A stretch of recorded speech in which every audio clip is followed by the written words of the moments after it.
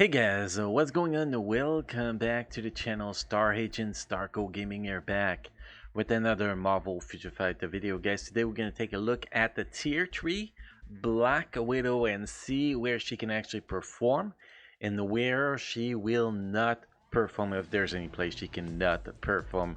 Obviously, first of all, I want to give a big thank you to Juggling to allowing me to use his account to do this tier 3 Black Widow review. Obviously, you can see her rank is pretty damn decent. Her build is actually pretty decent. We're going to be testing her with a CTP of Energy. Obviously, if you go with the CTP of Rage, is going to be much stronger in PvE, and if you go with a CTP of Greed, Destruction, or Regen, she's going to be so much better in PvP. But she's actually surprisingly good in PvP, guys. Yeah, one-shotting Jean. This is awesome. We're going to explain how this is actually possible when we get to the skill section, definitely. So where does she perform, guys? If you build her for PvE, she's going to perform in Wall Boss Ultimate to a certain level.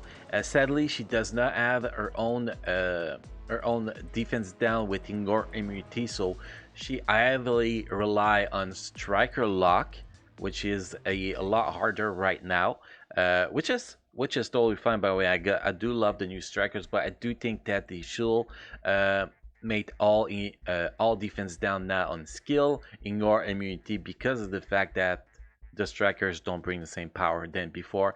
So we could actually count more on those characters. Like if you actually put Ignore Immunity on the tier 3 skills of Black Widow for that defense down, she will be so much better. She'll be able to be one of the best character in the Wall Boss Ultimate, physical attacker in Wall Boss Ultimate, without a single doubt.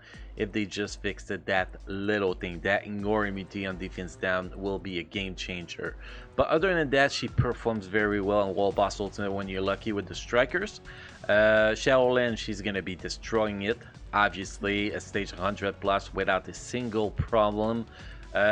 Squad battle, I don't expect her to do that good because her damage is decent, but she's not going to be anywhere near Luna Snow. And same thing for Ellen's Battle Stream. She is very, very far from Luna Snow, so don't expect her to take over Luna Snow without a single doubt. So PvE wise, she is at this point an optional tier 3. She's not going to be mid of a Wall Boss Ultimate, although she does a very decent job. She's going to be good for Shadowland, and that is pretty much it for her for Wall Boss Ultimate. But still, if you don't have a Luna Snow, because you never had the chance to participate in the Luna Snow event or get your free, Luna Snow or whatever, well, she is a good option to actually use as a speed in Let's Battle Extreme to get some of those new rewards added in Let's Battle Extreme, definitely. Now, with that said, guys, PvP wise, I was actually amazed. We're going to be showing 2 runs on autoplay in the PvP section. And against Jean Grey, she is awesome. I did not expect that. I literally did not expect that.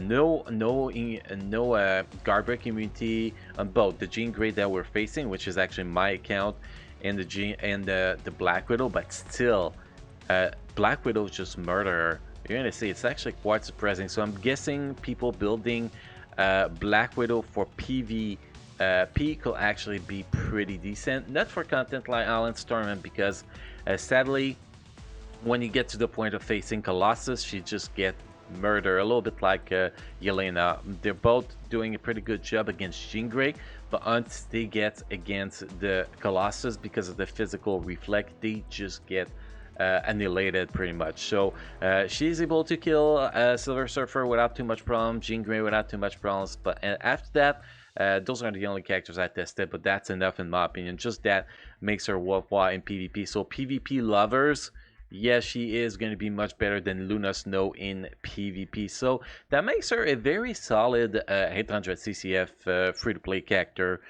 Tier 3, guys. In my opinion, she's not going to be in meta anywhere, but she is definitely going to get the job done. So now with that said, guys, we're going to take a look at the build, then we're going to jump into the gameplay. We have Wall Boss Ultimate Proxima 75, which is probably the equivalent of stage 90 before, maybe even higher than that. So this is actually a pretty decent Wall Boss Ultimate clear.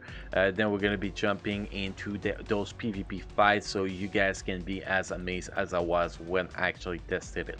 So let's go with the build here. We have maxing your defense, max cooldown, almost max critical damage, 44% critical rate, which is fine because she gets critical rate from her third skill, if I'm not mistaken. Attack speed 129%, 41,200 physical attack, 63% dodge, pretty decent stat here. One thing she is missing though, which I do not understand. Like, I really don't understand Netmarble on this one. Why isn't she Weapon Master? Why isn't she Weapon Master? She is literally a master of the weapons in the Marvel comics. So why isn't she a Weapon Master in the game? That I have no clue, guys, and that will definitely make her a lot stronger if she has the Weapon Master ability, because you could use Taskmaster with her, which will be so much better. But anyway, Netmarble decided to not put it on her, and I will really love an explanation about that because it literally makes 0 sense. Now, with that said, guys, let's take a look at her gear. You can see no Odin Blessing, pretty much just going with 5 and 6 stars Euro. That is literally the only thing we're going for with this build. So a good build, but not, you know, not crazy good build. So that is the thing we have here. Then if we go in Easel set, we have a fully awakened Power of Angry Hulk Easel set, so pretty solid here. We get 8.5% all attack, all defense critical rate, 7.7% attack speed, 8.1% in your defense activation rate, 40% increase of all attack for 20 seconds with the cooldown time of 54 seconds. Custom gear, we have a CTP of energy, 200% damage proc, which is really the only important part in this one. Uniform is mythical. All the bonus uniform are Hulk in-game, Spider-Man stealth suit, Captain America team suit, Nick Fury Captain Marvel, and then Nightcrawler X-Force. Those are the 5 bonus uniform effects. She gets 25% chain damage when attacking, and enhance effects of skill, graceful dancer, and tactical advantage. And she gets skill changes on every single skill, so it's a whole new setups, and the skills are actually pretty damn awesome, guys. They are pretty damn awesome. If we actually look at those skills first, the tier 3 skills, you can see here the defense down. They actually fixed that defense down and actually put it in your immunity. That gives you 10% of defense down on the Wall Boss Ultimate. That will be, in my personal opinion, guys, a game changer. Then you get in your target dodge rate by 80%, invincibility for 8 seconds, remove all debuff, and accumulate damage based on damage dealt, which is awesome. Very, very, very awesome. So imagine now that defense down as in your immunity, so you start accumulating a lot more damage through that accumulated damage with that defense down within your immunity. That will give you so much more damage. It will actually make her a very, very strong Wall Boss Ultimate character, in my personal opinion. Anyway, that is how I see it, guys. You can disagree with me or agree with me, I don't really care. We have the tier 2 passive here that is improved, that now gives 35% guaranteed dodge rate, 25% lightning damage. I don't know what was the stats before the uniform, but anyway, that's what she gets. And the tier 1 passive, she gets 35% increase of physical attack, and dodge increase by 10%, which is actually pretty solid. Their leadership is still trash. We don't even pay attention to that leadership. Now the skills. First skills is just a filler. Second skills is just a filler. Third skill is really important for the increase of all attack buff, the speed, and the critical rate. Very, very important for that. You want to use this skill in every single rotation if you can.